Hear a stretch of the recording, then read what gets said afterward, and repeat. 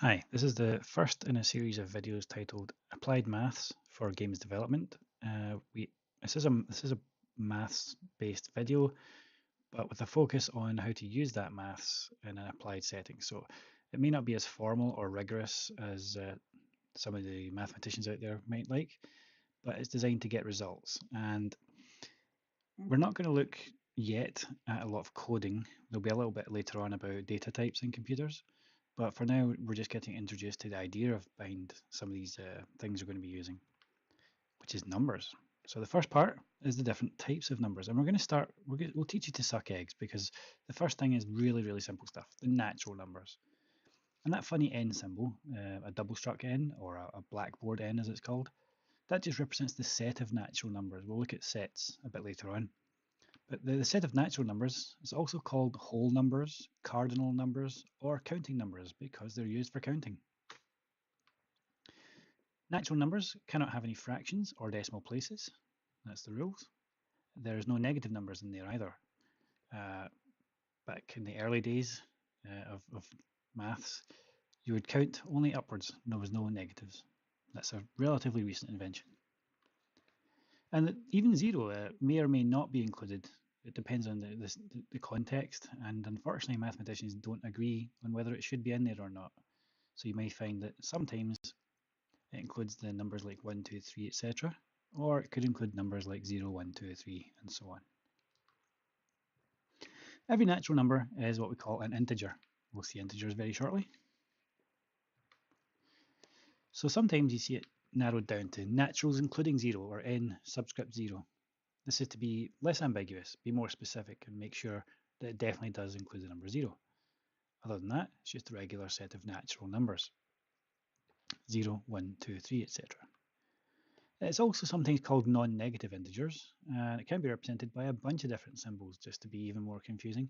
N0, N0 superscript, N union 0, W for whole numbers, or Z symbol as well, which again we'll see soon.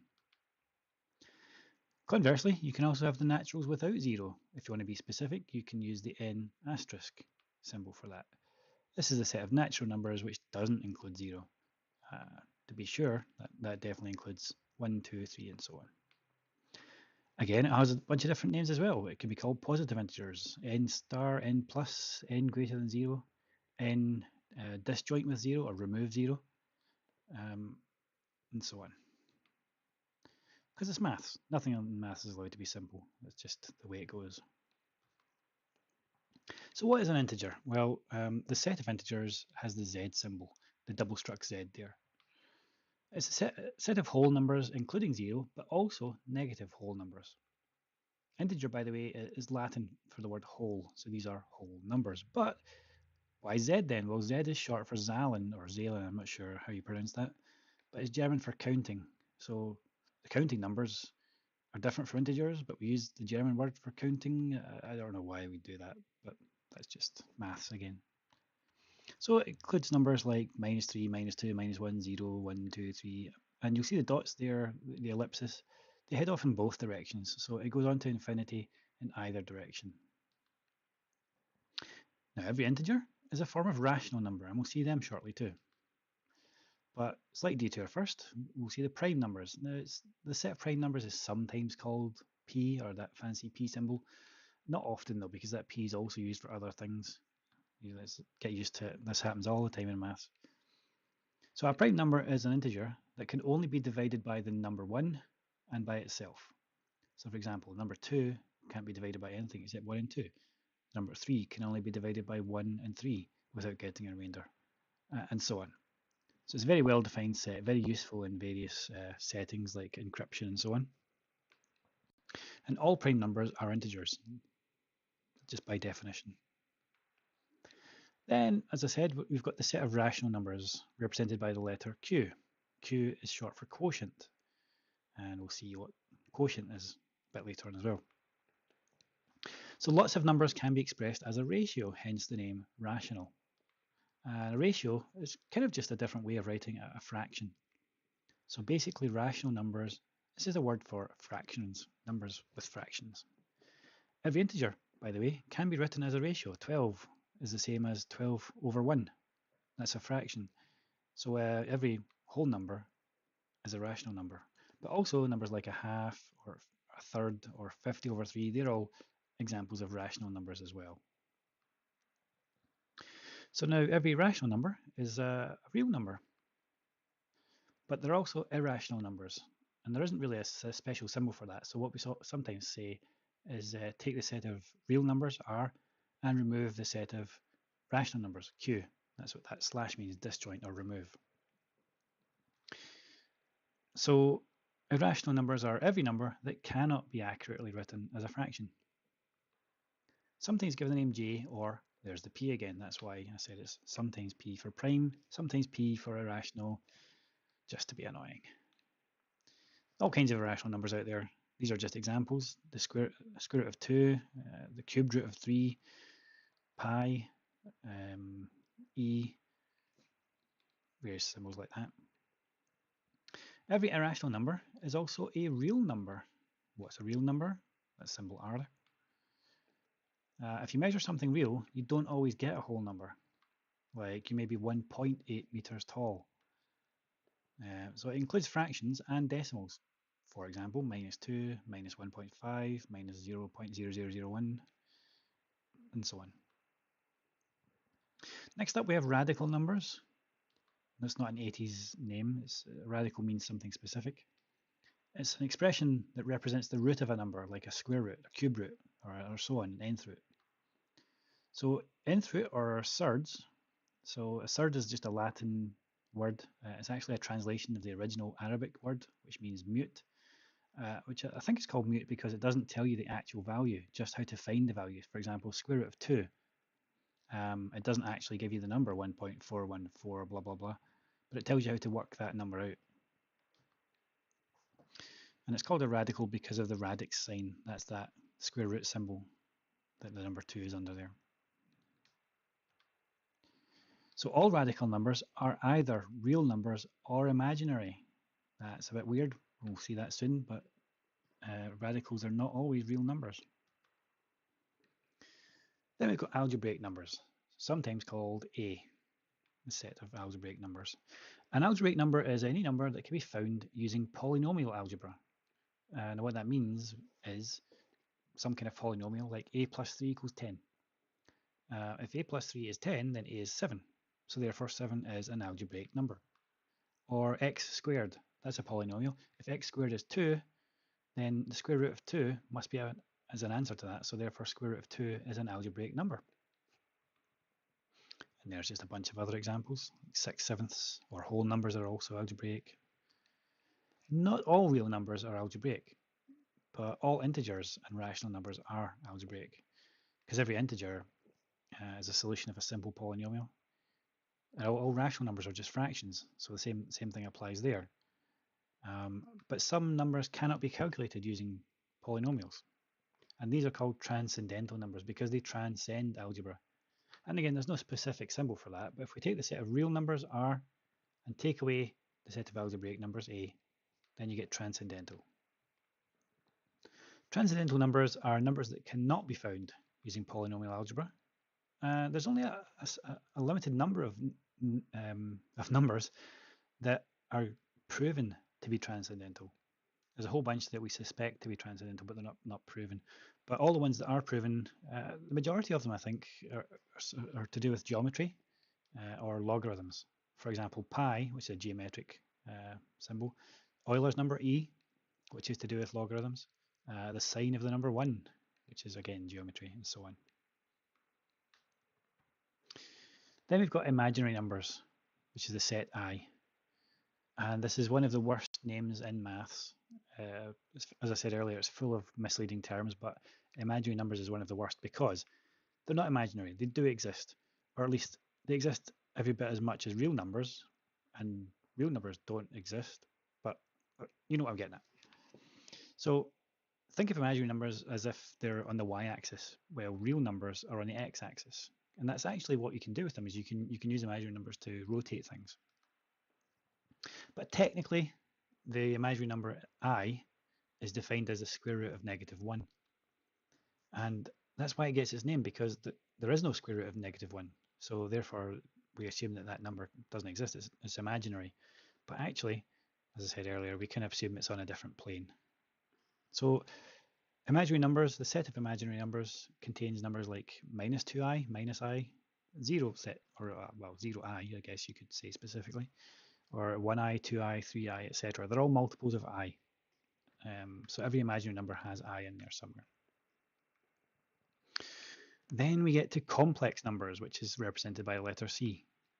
So if you do think of real numbers and imaginary numbers as being x and y values on a graph, then a complex number is like a point on the graph because it has one of each. It's part real and part imaginary. Is your head starting to melt yet?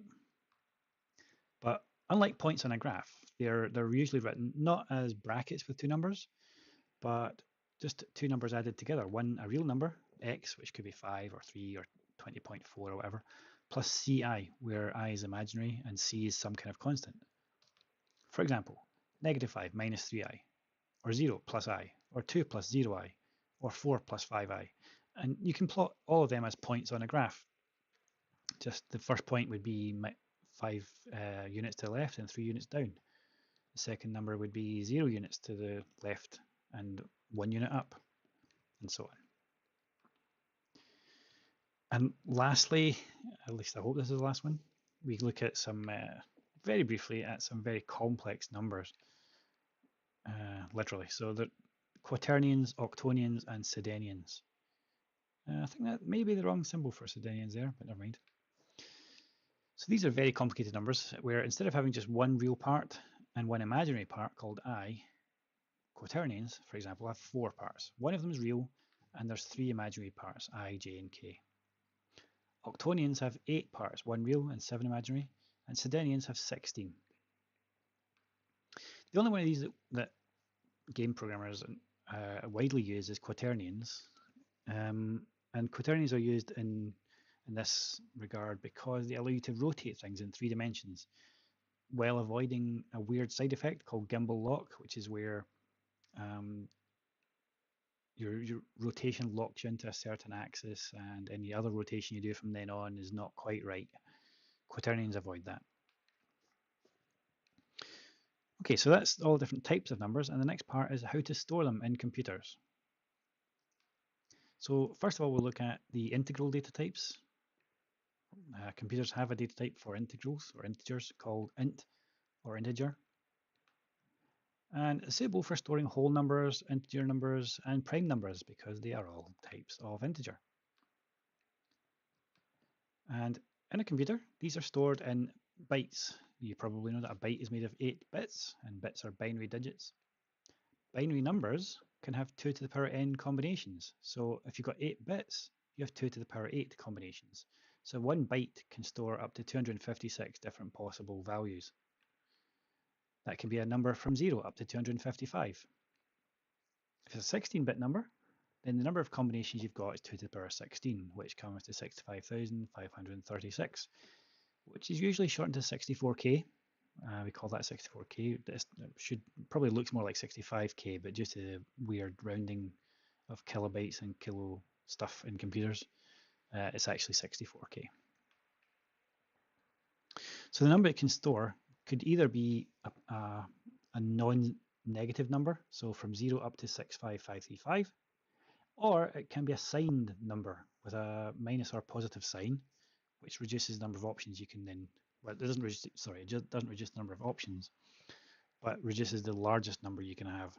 So it can go from -32768 up to positive 32767, not 8 on the end there because we have to include the possibility of the number 0. So a 16-bit number has that range. And we could go on from there, but this is taken from the MSDN page about integer data types in C#, which is the language I'm going to be using. And you can see there you've got S byte, which is a signed 8-bit integer. We don't use that very often because there's quite a limited range there. And bytes, as I just said, which is from 0 to 255. That's an unsigned, so there's no negative possibility there. There's characters, which are actually just 16-bit integers, which represent Unicode numbers from 0 to FFFF, which is hex. And we'll see that soon as well. There are 2 different types of 16-bit number, signed and unsigned. with different values. They're called short integers or unsigned short integers.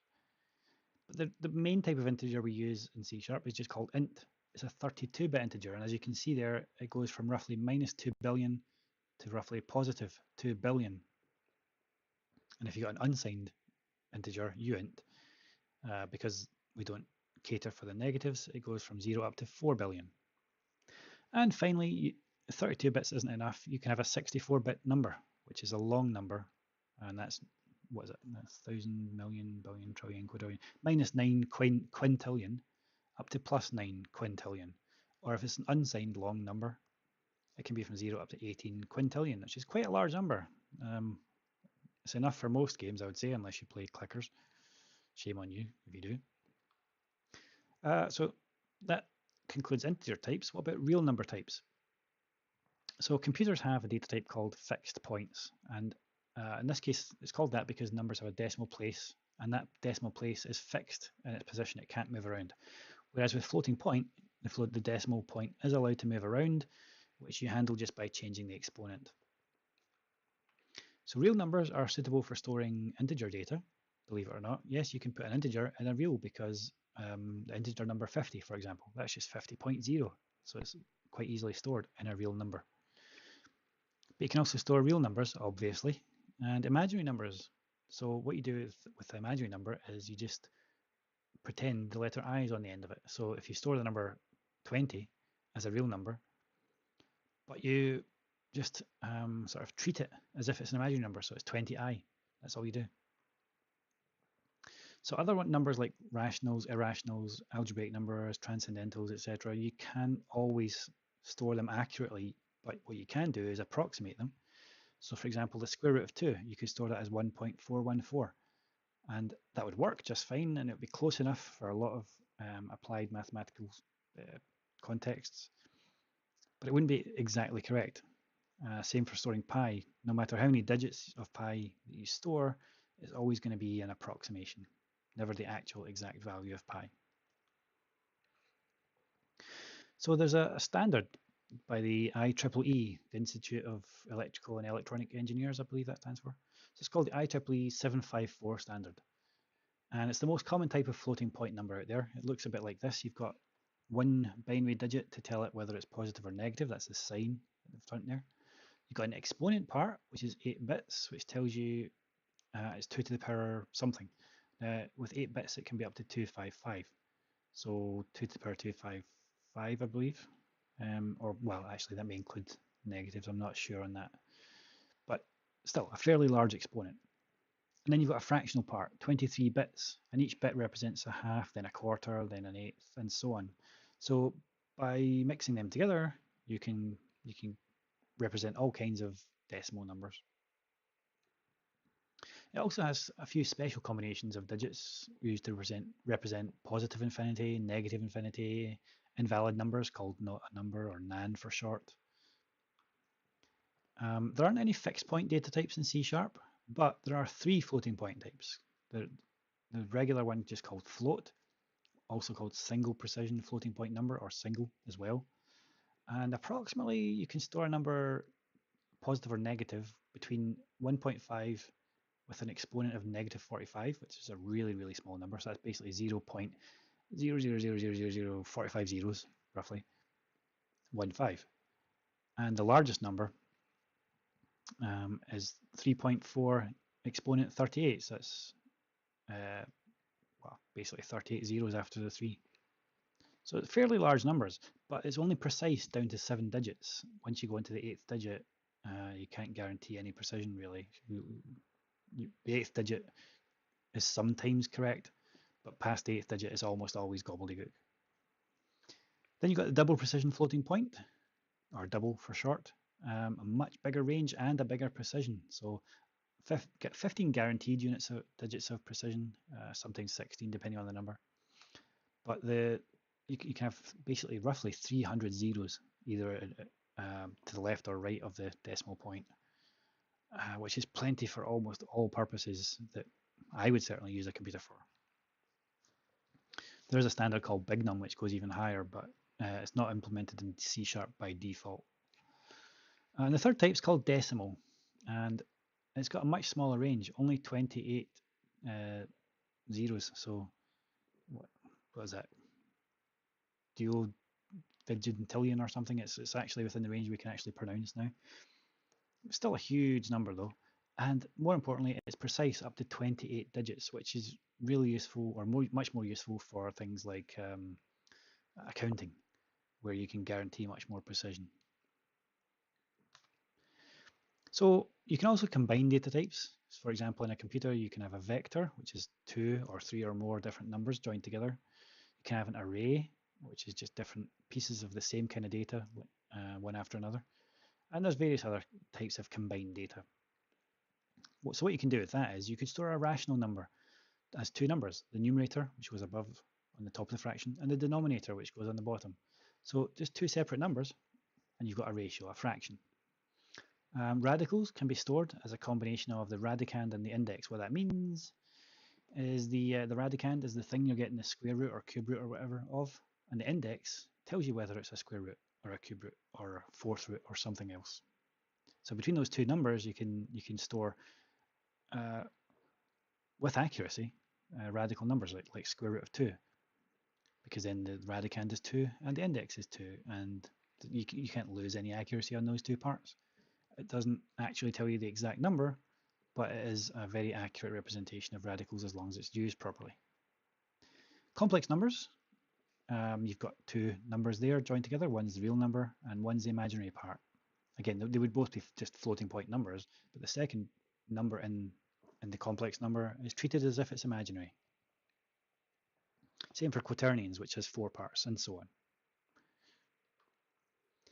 on. And we're almost at the end now, but the last part of how to represent numbers in computers is symbolic representation. We don't usually need to do this. It's certainly not in video games we don't anyway. But sometimes you need to know how many times to use pi or Euler's number or square root of 2 or something else. And you can, well, almost always do just use an approximation. But if for some reason you need to do it accurately, the only way you can do it with complete accuracy is to symbolically represent something like pi. So what you do is you store a number saying how many multiples of pi. So if you say, like, if you call a variable how many pi, and you store 3 in it, then that value is considered to be 3 pi. And it's exact as long as it's used properly. You probably need to round it to some approximation eventually at some point. Or maybe not. Maybe it will slot into some equation that uses a division of pi. Who knows? So that's what I've just said. So if coefficient of pi is set to 5, that represents 5 pi.